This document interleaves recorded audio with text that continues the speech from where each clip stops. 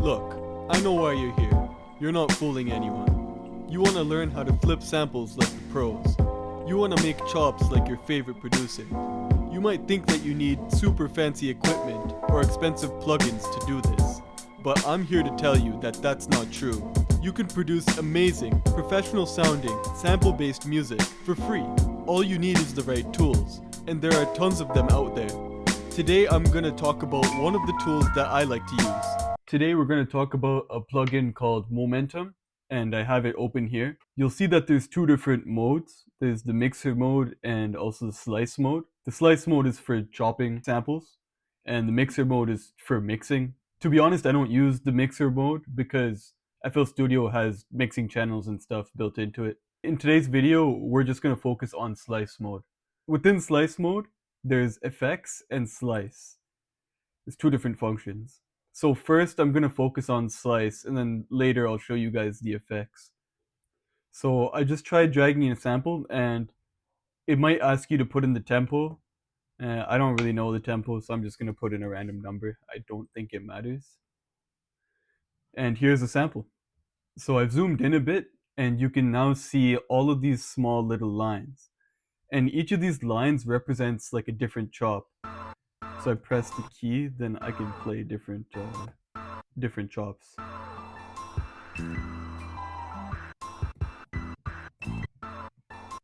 Now I'm clicking key C4, and it's not playing the first chop. It's playing like one of these chops. So I'm gonna have to press slice mapping and bring it up 2 octaves, and now it'll start from the top. Now I'm not that big of a fan of it making automatic chops for you, so I'm gonna get rid of all that. I'm gonna make a few of my own chops here.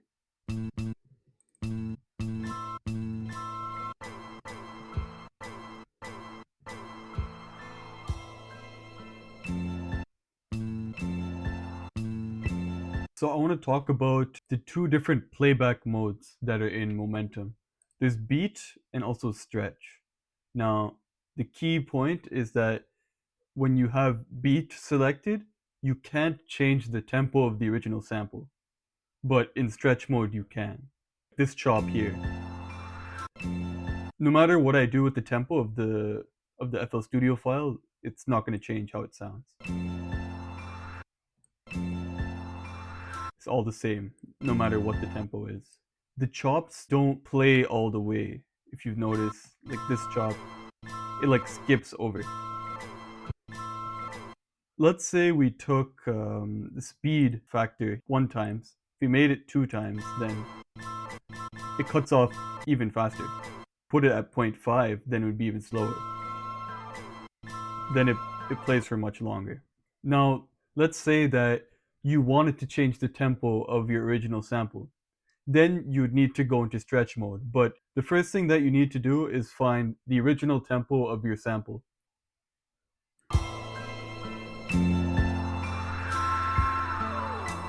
Since the BPM was 65, I'm going to put 65 in here. And now if I press stretch mode, the chops will now change with the tempo.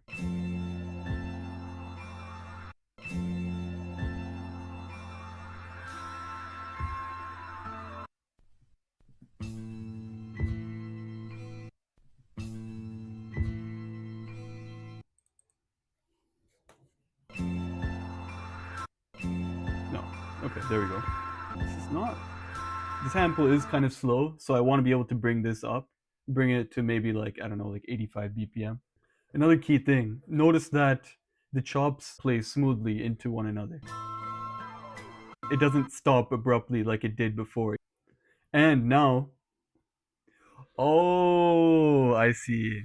Okay, I'm dumb. So now, I'm pretty sure I could bring this to 65 and it'll be normal. That makes so much more sense. I could change the key. I don't know what the original key is. I can't even lie. But if I bring it to C, it'll stay the same. But I think if I bring it up, then it'll change. Yeah.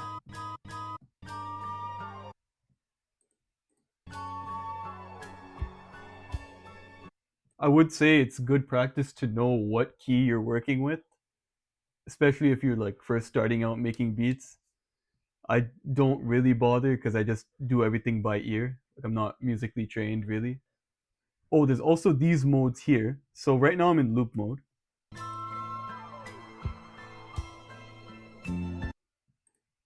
But I can also go to backwards mode and then it'll play the chop but in reverse. It's also boomerang mode.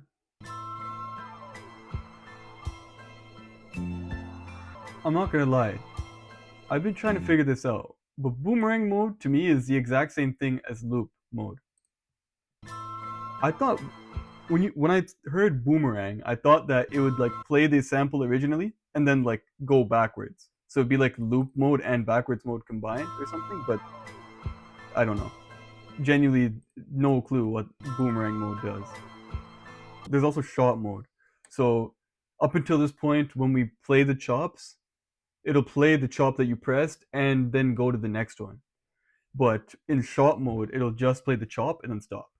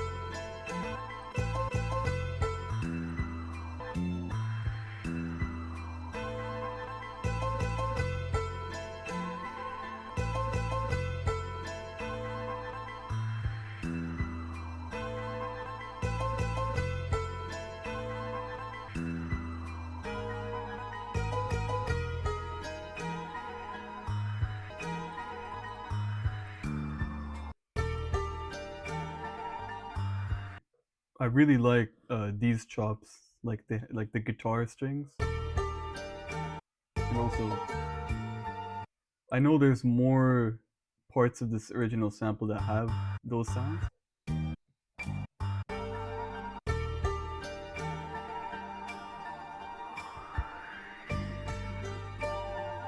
Oh, there we go.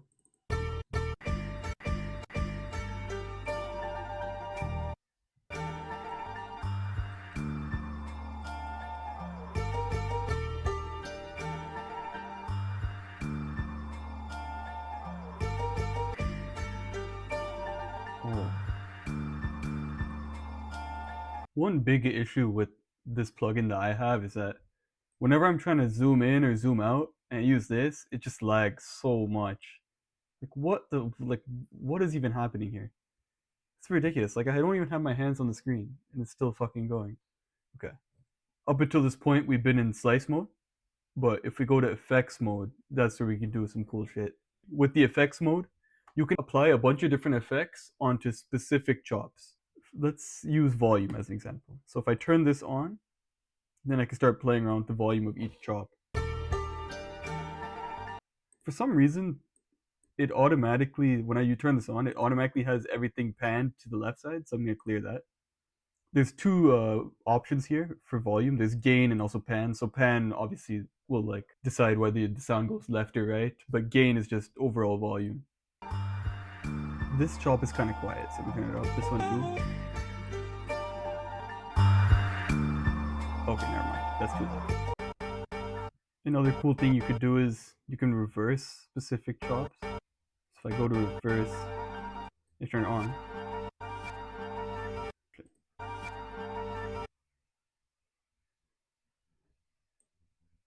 No. What?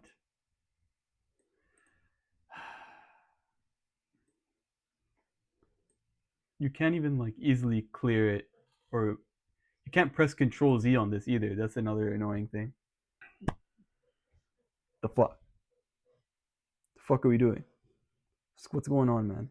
Another effect that I really like is reverb. I'll turn the reverb up here. There's even more effects here if you press the three dots. It's insane how many features I actually have. Now, another big drawback with momentum is that you can't stretch individual chops. There is the stretch feature, but it changes the time of the whole sample. You can't do it for individual chops.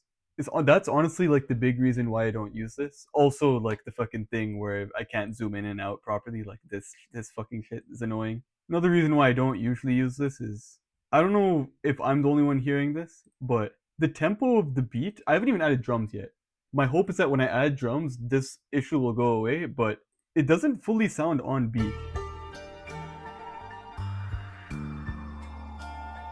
Like it's good enough, like it's decent. It's just it's because it's in momentum, and I put in the tempo that I thought it was, but it might not be exact.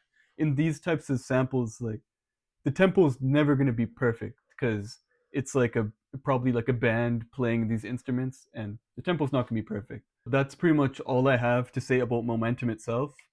Now I'm just gonna add some jumps to this beat.